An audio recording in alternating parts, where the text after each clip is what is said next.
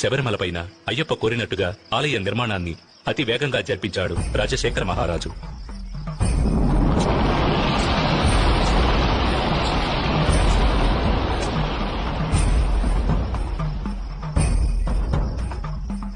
ఆ ఆలయంలో జీవిత తత్వాలను వివరించే విధంగా 18 మెట్లను కూడా ఏర్పరిచాడు.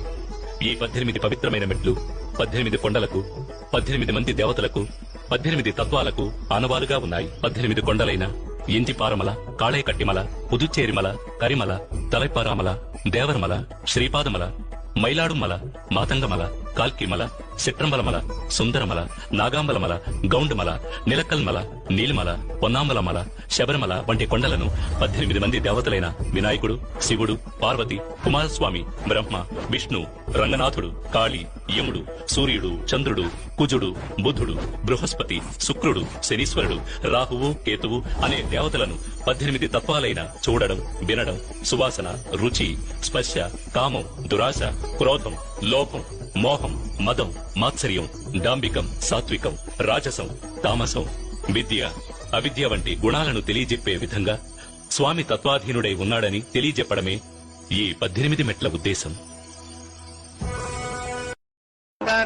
దూరములో అందమైన కొండలలో హాయిగాను కూర్చున్నావా కోశబరీవాస, మాయ బతుకు మాకిచ్చావా ఓ పంచగిరి.